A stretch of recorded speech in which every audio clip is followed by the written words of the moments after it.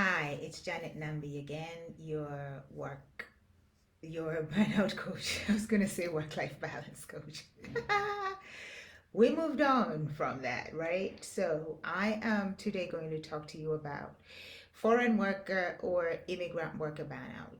I have come across a few of my friends who are experiencing it. So I thought it would be a great idea to talk about it. And I also want to share my own experience because I did go through, I probably was on the verge of experiencing foreign worker burnout. And, so I just wanted to highlight the causes so you're aware of them and so you can help yourself. All right, so I worked for, when I graduated college, Howard University, I got a job in a bank. Back then, it was All First Bank of Maryland. And I was excited, fresh graduate. Of course, you're going to be so excited. It's, yay, I've got this job. And I knew that one of the reasons I was getting a job was to make money. I mean, what else does a fresh graduate want, right? At that time, you're not thinking about buying a home or a car. Maybe a car was on my mind, but not as much. And, I just wanted to have a job, make my own money, be able to move out, have my own apartment, pay my own rent, you know, really feel special about having a job. So I did work for the bank for 7 years. And I was stationed in Baltimore. That's where I did my training. A year later, I was moved to Tyson's Corner, Virginia. Now, this was way back. I graduated in 1997. So I got the job right out of college and I started late 1997.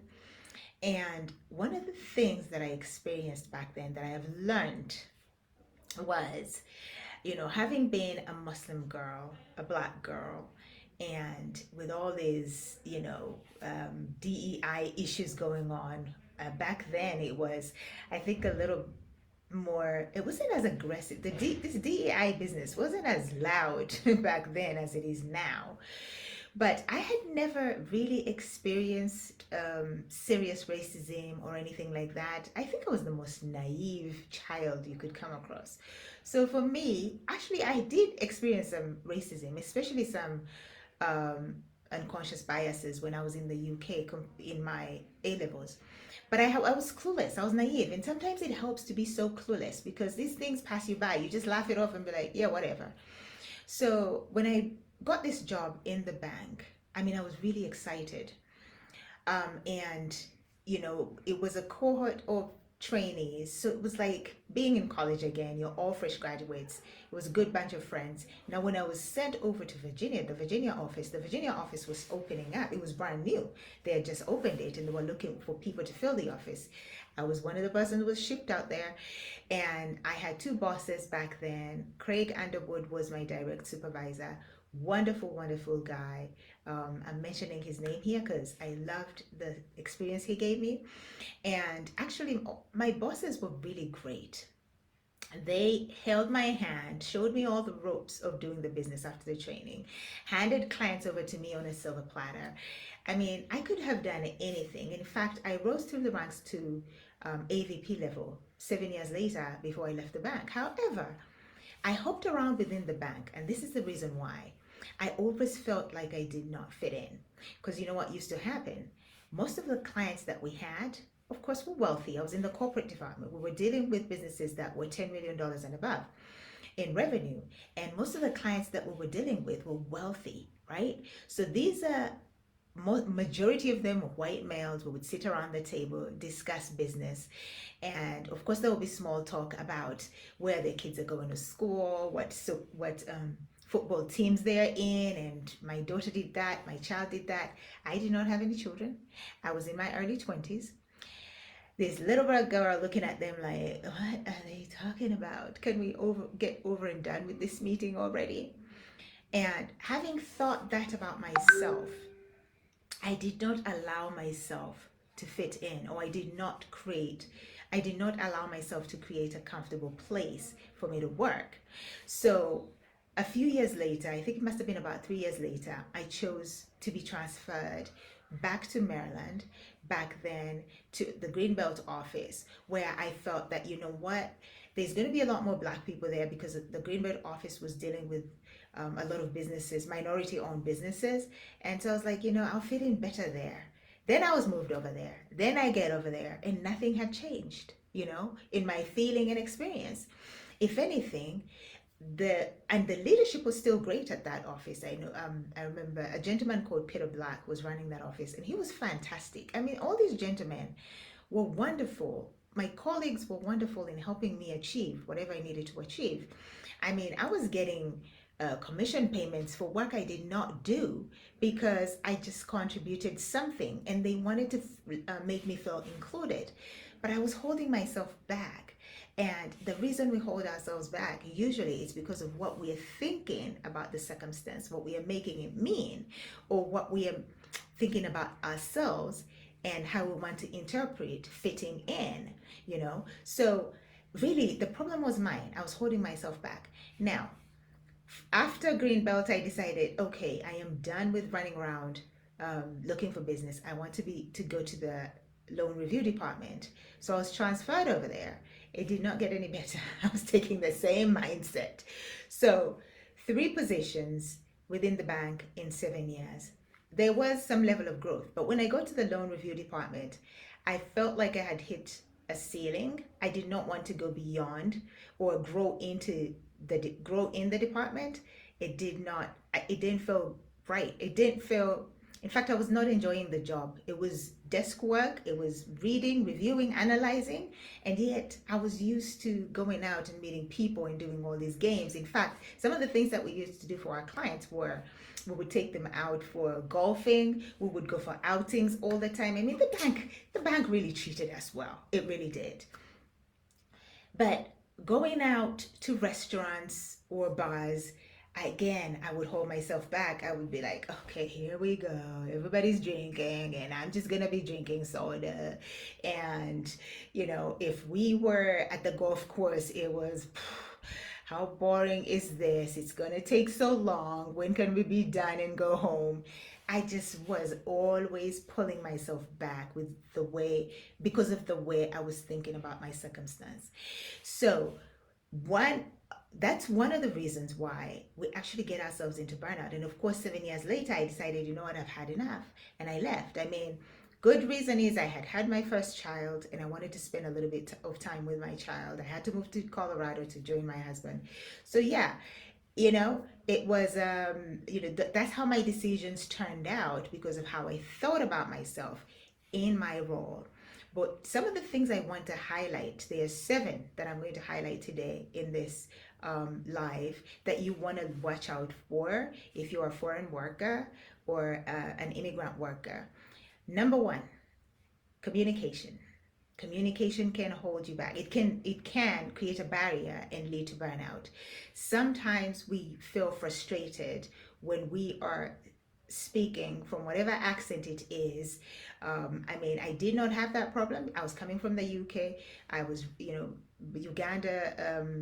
In Uganda, English is a second language, so I didn't really have the problem. Where I had the problem was in the UK when I was going to school and people couldn't make out some of the words in my accent. It was challenging for me. So I can imagine if I had traveled for work, it would have been, goodness, why don't these people understand what I'm saying? You know what I mean? So communication is number 1. The language barrier can lead us to thinking that I do not fit in and cause us some stress, and then which can eventually lead to burnout. Number 2, culture differences. I think many of you would agree. People are sent to jobs, expats are sent to jobs where they're not trained about the culture, what to expect of that culture. Other people choose to move. I call it a chosen challenge to migrate to a different country, seeking greener pastures. And then you get there and you realize that, whoa, this is not what I expected. I know my intention was to come make money here, but never thought that culture would be a whole lot of a whole lot of a difference. And then when you move with your children, trying to adjust into the education system, it can be a bit of a challenge. Young children, especially when they do experience that culture shock, they're going to be running to mommy and daddy. Mommy, this happened to me in school. Can you believe this child did this? I don't like it here. Can you take me back home? I miss my cousins. So culture differences is such a big deal, and that's one of the ways I was experiencing, or rather, one of the ways that could have easily led me to burnout. That was causing me stress at my job at the bank, because I felt that it was odd for me going to play golf. I mean, come on. The first time I ever got on a golf course was when I was in the US. And I'm thinking, this is a guy's sport. Why am I here? So, yes, culture differences. And second is balancing our expectations both at work and at home can be very difficult. I mean, sometimes you feel like you're losing a sense of your culture or your language. Family situation, family dynamics are pretty different, or rather, can be challenging. Situations can happen where you are. I mean, here in Uganda, when you lose someone, it's so easy to ask for time off from your employer. If it's somebody close, you could even take up to a week or something like that. But in the US, you probably would need at least, yeah, rather a maximum of what, 3 days maybe, or something like that. So those are some of the daily life experiences that we have that do not, that do not tally with what we're used to, and so we fail to feel like we can fit in, right? Next, relationships with family and colleagues can be strained, really, really strained. Now, we might experience conflict with our colleagues because of differences in beliefs. Colleagues at work, because of differences in beliefs.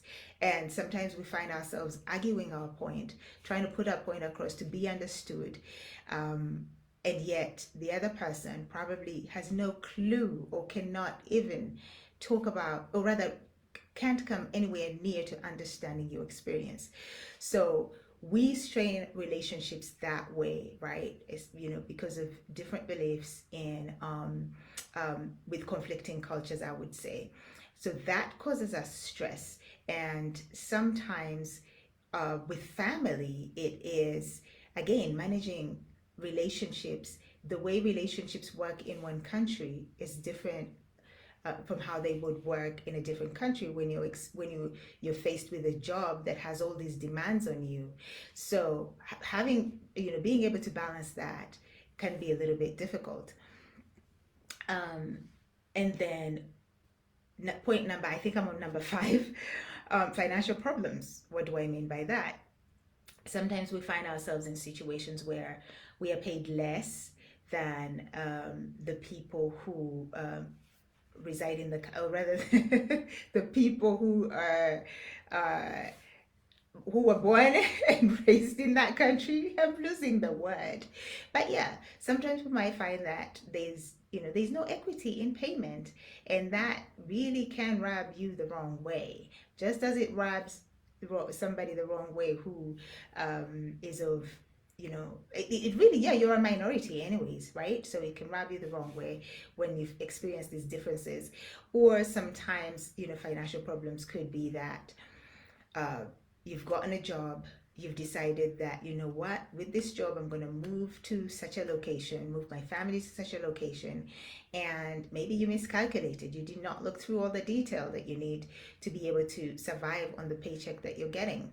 And sometimes, even especially as Africans, we are in such a rush to make money and buy these nice things, and we are copying others.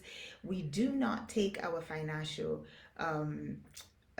capability in consideration, because we think that paycheck is going to be coming every 2 weeks, so I will be able to survive. And then you find yourself living paycheck by paycheck. You're not saving, and then you're wondering, the greener pastures that I came to, where are they? What does this mean? All right.